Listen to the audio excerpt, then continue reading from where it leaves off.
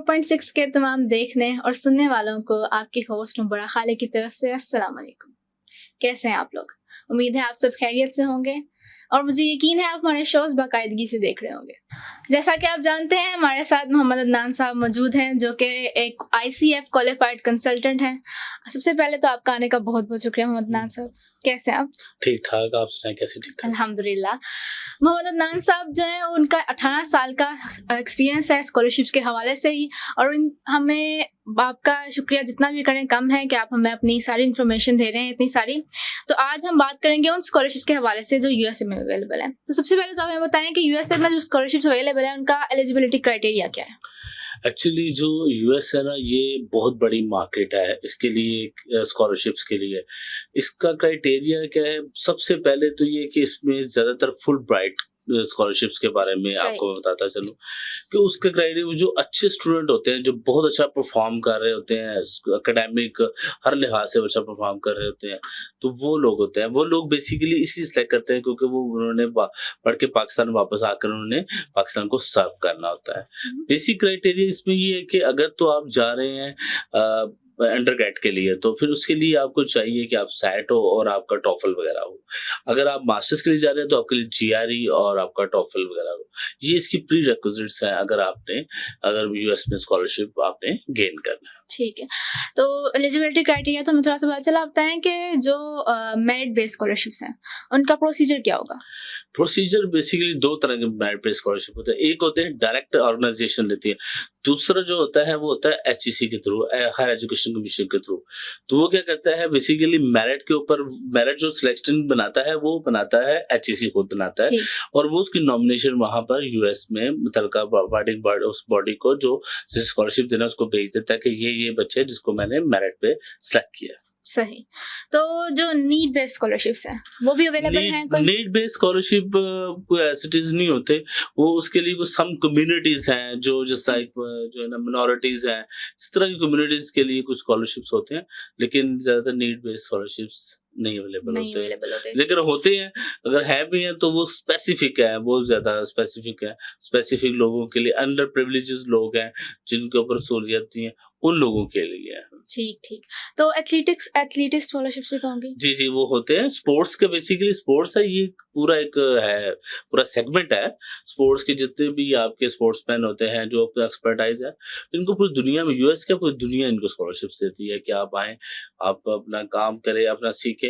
अब जिस तरह से यूके के अंदर जो है ना बहुत सारी यूनिवर्सिटीज हैं जो बहुत हैवी किस्म का स्कॉलरशिप देती है उनको, स्पोर्ट्समैन को। ठीक है, और जो स्टेम फील्ड्स में स्कॉलरशिप्स हैं, स्टेम इस वक्त दुनिया में इस वक्त टॉप पे है। सही। अगर आप वाकई ही इंटरेस्टेड हैं, और ये वाहिद स्टेम में एक ऐसी चीज है जिसमें स्कॉलरशिप की बहुत सारी अपॉर्चुनिटीज मौजूद है। मतलब नॉर्मल अगर 1 स्कॉलरशिप है तो इसमें 10 स्कॉलरशिप है। पूरी दुनिया इस पे काम कर रही है, जापान हो गया, US हो गया, ये स्टेम में बहुत बड़ी अपॉर्चुनिटी है। और स्टेम के साथ अगर वो फीमेल हो तो वो उनको बहुत अच्छा आपको एक एक्सपोजर मिल सकता है, और आपको स्कॉलरशिप मिलने के बहुत ज्यादा चांसेस है, क्योंकि इन 4 फील्ड्स के अंदर बहुत सारा काम है। सही। तो इसका प्रोसीजर सेम ही है? प्रोसीजर सेम है, ऑर्गेनाइजेशंस भी सेम है, लेकिन इसका कोटा जो है ना वो अलग से है, अलग से होता है। इसका बजाय हटके जो स्ट्रीम के लिए उन्होंने अलग एलोकेट किया हुआ है यूएस ने अपना, बिल्कुल। और तकरीबन हर यूनिवर्सिटी के पास इसका कोटा मौजूद है इसके। ठीक है।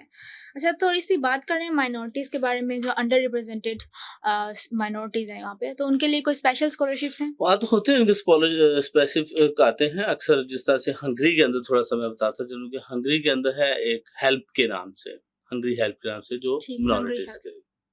सही।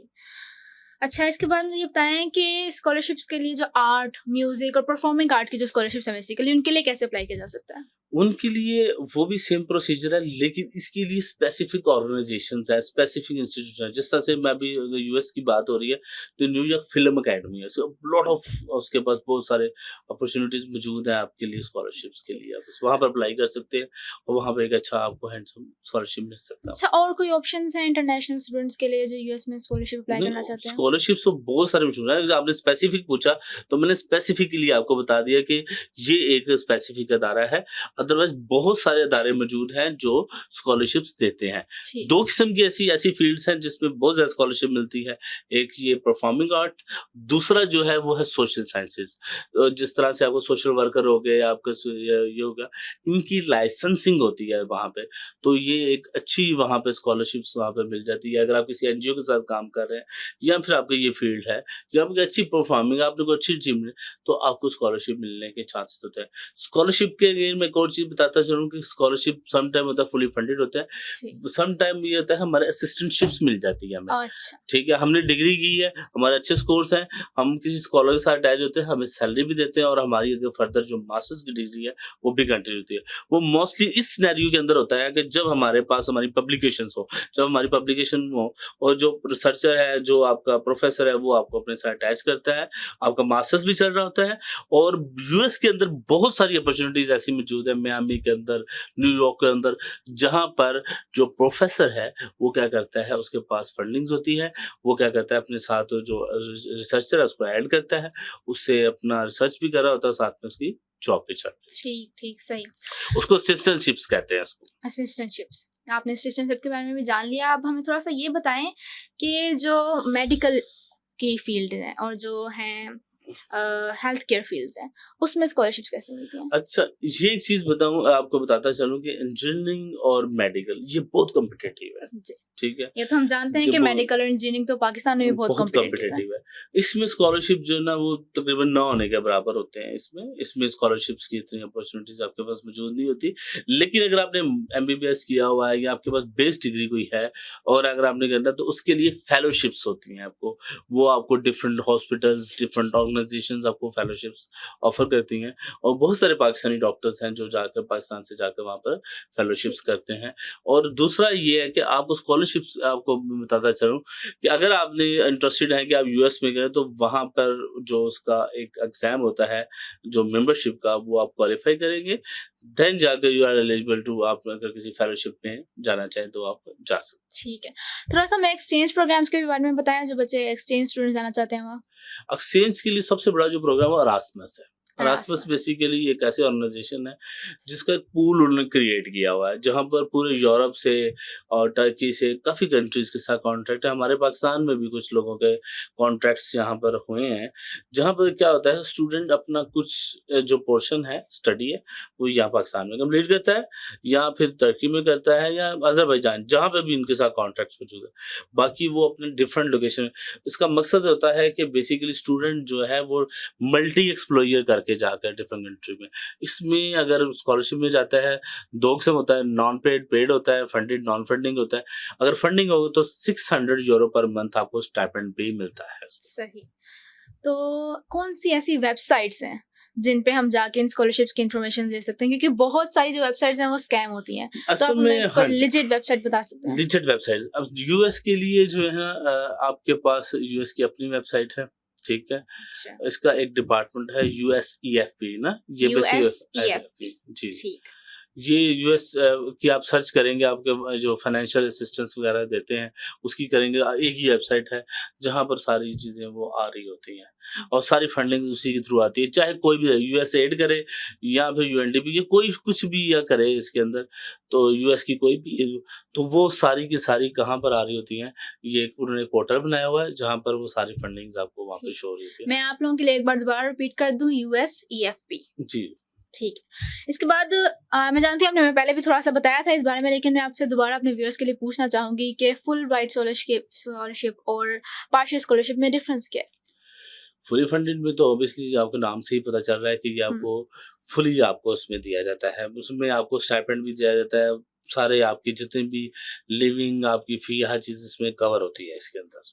और जबकि पार्शियली में क्या कहते हैं, उसमें कुछ चीज़ आपको वेव कर दी जाती है और कुछ चीज़ आपको वो कहा जाता है कि आप पे करेंगे। सही, सही। अच्छा, थोड़ा-सा कम्युनिटी कॉलेजेस के बारे में बताएँ कि उनमें जो स्कॉलरशिप्स मिलती हैं और वोकेशनल स्कूल्स में स्कॉलरशिप? कम्युनिटी कॉलेजेस में जो स्कॉलरशिप मिलती है बेसिकली, इसके अंदर एक है कॉमन ऐप, ठीक है? कॉमन ऐप एक ऐसी एप्लीकेशन है जिसके थ्रू आप अपनी एप्लीकेशंस लॉन्च करते हैं। Common app.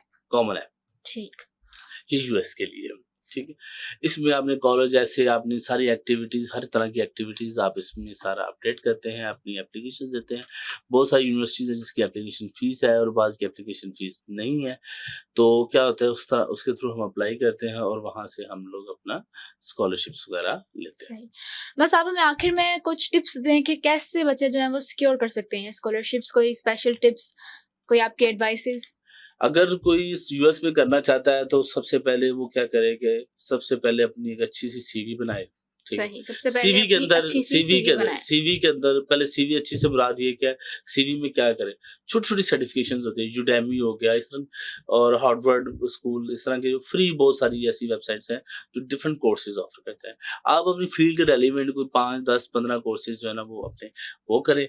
उसके बाद आप मीन्स पैरेलल आप क्या करें, जीआरई प्रिपरेशन करें और साथ में टॉफल या आईएलटीएस प्रिपेयर करें और उसके बाद जाकर अपनी कोई एक प्रपोजल बना दें।